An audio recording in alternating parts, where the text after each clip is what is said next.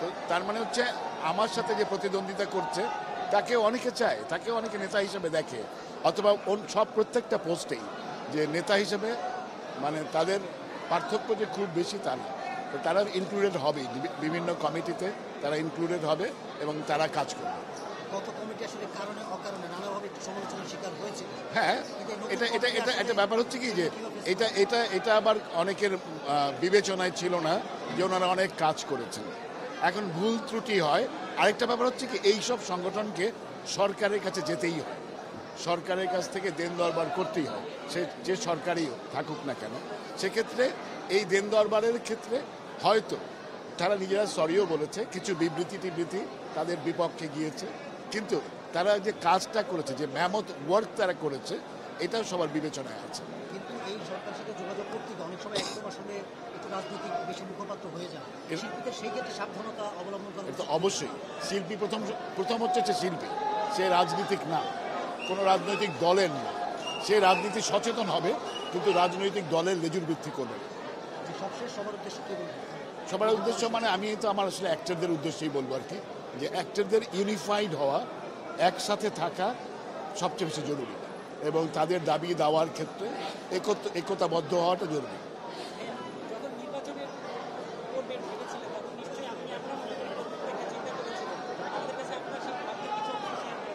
এই ভাবনাগুলো আমি আগে আমার যে কমিটি হবে সেই কমিটির সাথে আলোচনা করতে চাই, এবং সংবাদ মাধ্যম বা প্রচার মাধ্যমে আমরা একবারে সেটা প্রচার করবো যে আমাদের রূপরেখাটা কী। কারণ আমি একা না, এখানে 21 জন মানুষ আছে, তাদের সবার নানান ধরনের ভাবনা আছে, সেই ভাবনাগুলো একত্রিত করে আমি নিশ্চয়ই আপনাদের জানাবো। এটা আসলে দায়িত্বটা অনেক বাড়িয়ে দিল, কারণ অ্যাক্টর সিকিউরিটির যে কয়টি কমিটি এখন পর্যন্ত এসেছে তারা প্রত্যেকে তাদের স্বকীয় কার্যক্রম দ্বারা একটি লেভেল সেট করে দিয়েছে। তো আমাদেরও একটা লেভেল সেট হয়ে আছে, সেখান থেকে এগিয়ে যেতে হবে, অনেক ভালো কিছু করতে হবে। তো এত ভালোবাসাতে আমি শঙ্কিত হয়ে গেছি আর কি। আমাকে এক্সপেকটেশন পূরণ করতে হবে, এক্সপেকটেশনের চাইতেও বেটার কিছু করতে হবে। ভালোবাসার মূল্য দিবেন কিভাবে? ওই যে বললাম, প্রত্যেকের যে এক্সপেকটেশন সেখান থেকে আরও বেশি কিছু করতে হবে। শুরুতেই আমি যে কাজগুলো করতে চাই সেটা হচ্ছে আমাদের অ্যাক্টর সিকিউরিটির একটি জমি বরাদ্দ হয়েছিল, যেটি এখন প্রায় বেদখল। সেটি হচ্ছে আফতাবনগরে। সেই জমি 4 কাঠার জমিটা আমাদের উদ্ধার করতে হবে। সেজন্য আমি মাননীয় সরকারের দৃষ্টি আকর্ষণ করছি। এই জমিটি আমাদেরকে দেওয়া হয়েছিল, সেই জমিটি এখন প্রায় বেদখল। সেই জমিটি উদ্ধার করে সেখানে আমরা বিল্ডিংয়ের কাজ শুরু করব। আর তারপরে যেটা হচ্ছে যে আমাদের যে সরকারি শিল্পী কল্যাণ তহবিল, সেটাকে চালু করতে হবে, কারণ আমাদের আসলে কোনো নিশ্চয়তা নেই। আমরা যতদিন কাজ করব তারপরে আসলে আমাদের কোনো পেনশন নেই। এই শিল্পী কল্যাণ তহবিলে আমাদের পেনশনের ব্যবস্থা আছে, আমাদের অন্যান্য রাষ্ট্রীয় সুযোগ সুবিধা আছে। শিল্পী তো রাষ্ট্রেরই সম্পত্তি, রাষ্ট্র যদি শিল্পীকে স্বীকার না করে তাহলে কিভাবে হবে? তারপরের যে কাজটা সেটা হচ্ছে আমাদের শিল্পীদের, আমাদের অভিনয়কে আমাদের পেশা হিসাবে স্বীকৃতি দিতে হবে। পেশার এই সংকটে আমরা আসলে মুহ্যমান হয়ে থাকি। আমাদেরকে জিজ্ঞেস করা হয়, অনেকে জিজ্ঞেস করেন কি করেন, একদম নাটক করি, ফিল্ম করি। তারপরে যে প্রশ্নটা করা সেটা আর কি করেন। এই পেশার স্বীকৃতিটা খুবই জরুরি। প্রত্যেকটি শিল্পী রাষ্ট্রের সম্পত্তি, রাষ্ট্র তাকে স্বীকার করবে না কেন? এইভাবেই আমরা এগিয়ে যেতে চাই।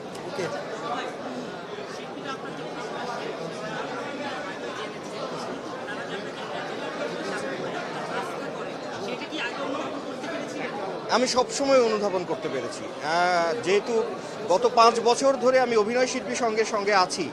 এর মধ্যে করোনার সেই মহামারী দুর্যোগের সময়ে আমরা গুটি কয়েকজন বাড়ি থেকে বেরিয়ে উপহার সামগ্রী পৌঁছে দিয়েছি তাদের দৌড়ে। এটা আসলে আমাদের ফ্যামিলিরাও জানতো না। যদি আমাদের ফ্যামিলিরাও জানতো, আমাদেরকে কখনোই বেরোতে দিত না। সেই যে ভালোবাসা, সেই যে আত্মিক টান আমি সবসময় অনুভব করি, তারাও আমাকে অনুভব করেন। সে কারণেই আজকের এই ফলাফল আর কি।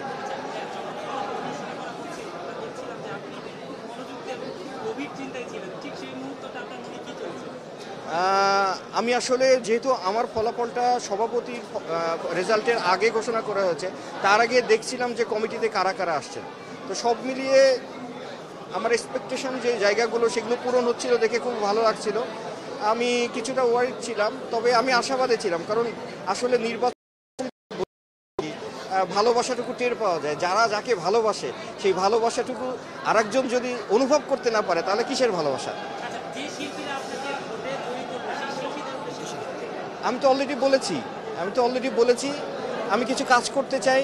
আমরা এই কমিটি এমন কিছু কাজ করতে চাই যেগুলো পূর্বের যে একটা যে সেট করা আছে সেখান থেকে আমরা অনেক দূর এগিয়ে যেতে চাই। অলরেডি আমি বলেছি আমি কি কাজগুলো করতে চাই। আমরা জিতছেন, যদি হঠাৎ যদি হেরে যেতেন তাহলে কি হতো? হেরে গেলেও অভিনয় শিল্পী সংঘের আমরা মনে প্রাণে বিশ্বাস করি ভোট একটি প্রক্রিয়া মাত্র।